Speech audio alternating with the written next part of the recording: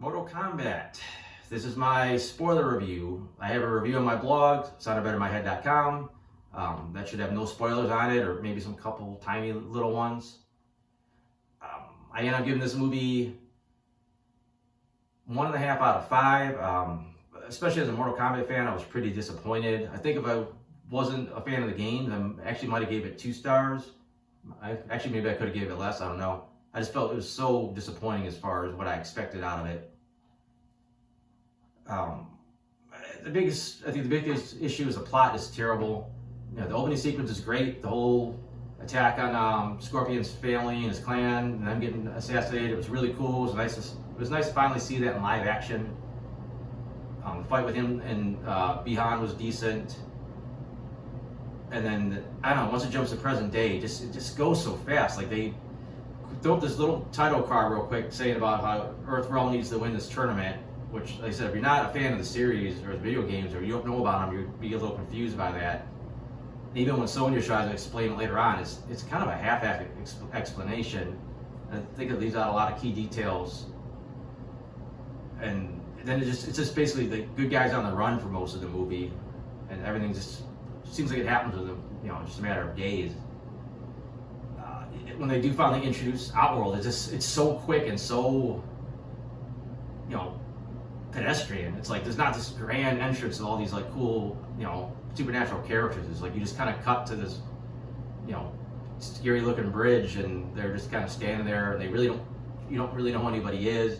There's no information who Shang Tsung is. He's this master sorcerer. He's been running these tournaments for like 500 years, and he's about to claim victory for his realm. And he's working for, the all-powerful Emperor Shao Kahn. But no, he's some guy, and he's trying to cheat to win this tournament, like he always does. And that's your, quick introduction to him.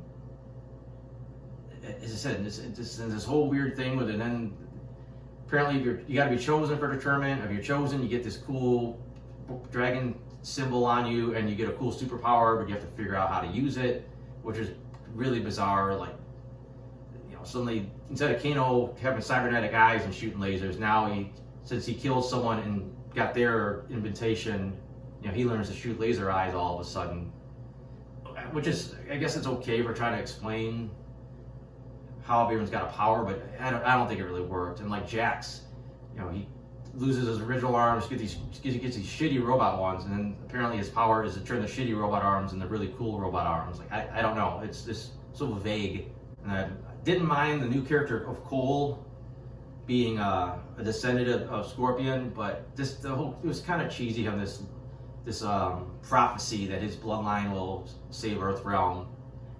I don't know, I just didn't really care for that concept. It really wasn't that. It didn't seem like it was that important to the movie, to be honest. I thought overall the characters looked okay. I thought the acting wasn't that great. I thought the casting was poor. I don't think anybody had any kind of. There was just nothing special about most of the characters. Like Raiden just looked like some guy. He didn't project himself as Lord Raiden. Lord Raiden. Actually, I think he might be better off being Lord Raiden, because I don't think he was cool enough to be Lord Raiden, but. He's just some dude with the glowing eyes, and she didn't come off as the elder god. And they said the Shang Tsung actor was pretty one note. And this Sonya, I didn't care for her acting. Just overall, it's nothing special. The only real standout at all was Kano. He was almost a little too over the top, but then he was almost too much of a joke. Like, it seemed like half the time he was getting his ass handed to him by everybody, and you couldn't take him serious. He didn't seem like this badass that he was supposed to be, and didn't come off as quite as evil as he should be in the lore. And then most of the other characters are pretty disposable, secondary Mortal Kombat characters that most people didn't care about. They kind of show up and get taken out. And then they did this whole weird thing where like Subzero is like apparently one of the most powerful beings in the movie. He's so badass that it takes Scorpion and Cole to take him down. Like, I don't remember Subzero ever being that overly powered. Like, if anything, him and Scorpion, especially when Scorpion comes back as a Revenant, should be able to, at least go toe to toe with him by himself, and it could go either way. But I mean, it's not the worst thing making Subzero that badass, but I mean, Cole took out Goro by himself, and you know, it took him and Scorpion to take out Subzero. But Goro did look pretty good. It was pretty solid for the effects. I mean, it still looked a little CG, but I thought overall it worked. And then, you know, then all this stuff happens. I feel like you're building up at least to this tournament, and then they really don't even get to the tournament. They just kind of head off. They beat up all the Outworld, you know, soldiers or whatever, their representatives, and then that's it. And then they move on to, you know, they're setting up for the sequel. Like, it was just a really weird way to do the plot. They really just kind of said gloss over the lore.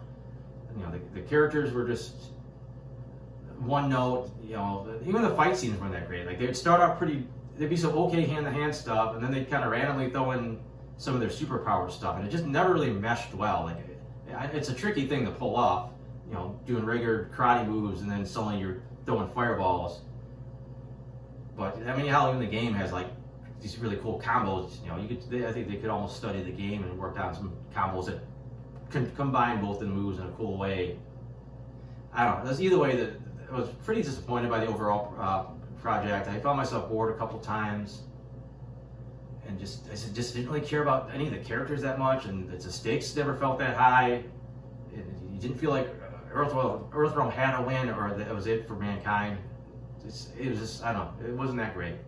But like I said, I got the non-spoiler versions review up on my blog. I got some other reviews on there. I got my comics. That's all up on soundabettermyhead.com. So check that out if you want to. Otherwise, thanks for watching.